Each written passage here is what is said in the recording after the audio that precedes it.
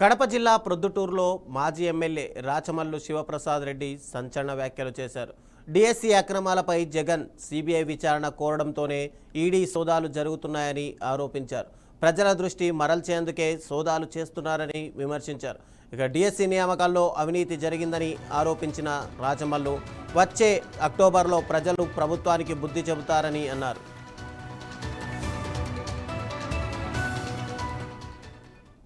ఇక ఇదే అంశానికి సంబంధించి మరింత సమాచారం మా ప్రతినిధి భాస్కర్ అందిస్తారు కడప నుంచి. భాస్కర్, చెప్పండి.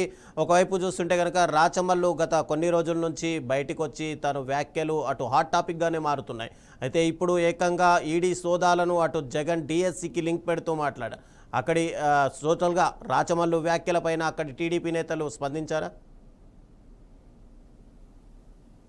Good afternoon Ravichandra.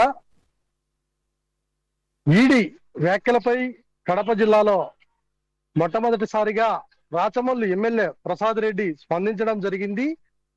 నిన్న తాడేపల్లిలో మా అధినాయకుడు జగన్మోహన్ రెడ్డి డిఎస్సిపై సిబిఐ ఎంక్వైరీ కోరడంతోనే ఈ ఈడీ దాడులు జరుగుతున్నాయని చెప్పడం జరిగింది. సిబిఐ ఎంక్వైరీ మా అధినాయకుడు నేను జరిపినటువంటి ఏపీపీఎస్సీ ఎగ్జామ్ అయితేనేమి, నా హయాంలో జరిగినటువంటి నేను ముఖ్యమంత్రిగా ఉన్న కాలంలో నేను ఎప్పుడైతే డిఎస్ జరిపానో ఈ ఏపీపీఎస్సీ గ్రూప్ 1 పైన, మరి అలాగే నేను ముఖ్యమంత్రిగా ఉన్నటువంటి డిఎస్సి పైన ఆయన ఛాలెంజ్ కూడా నిన్న విసరడం జరిగింది. నేను సిబిఐ ఎంక్వైరీకి నేను సిద్ధంగా ఉన్నాను.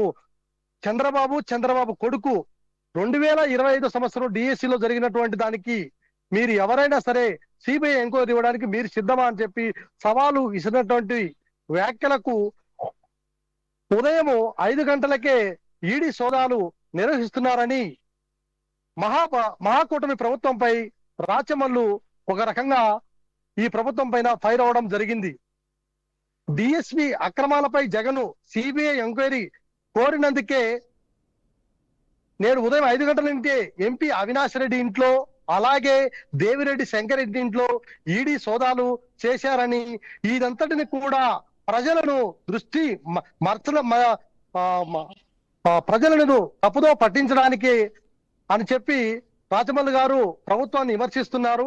అలాగే 100% డిఎస్సి నియామకంలో 100కి 100% 15 లక్షల నుంచి 20 లక్షల వరకు ప్రతి టీచర్ పోస్టును అమ్ముకున్నారని చెప్పి ప్రభుత్వం పైన ఆయన చాలా ధ్వజమెచ్చారు. అలాగే తెలుగు భాష స్పష్టంగా మాట్లాడలేనటువంటి లోకేష్ జగన్ ను విమర్శించడము చాలా హాస్యాస్పదంగా ఉందని, రానున్నటువంటి స్థానిక సంస్థల ఎన్నికల్లో ప్రజలే ఈ ప్రభుత్వానికి తగిన బుద్ధి చెప్తారని మీడియా సమావేశంలో తెలియజెప్పారు రవిచంద్ర. Thank you Bhaskar.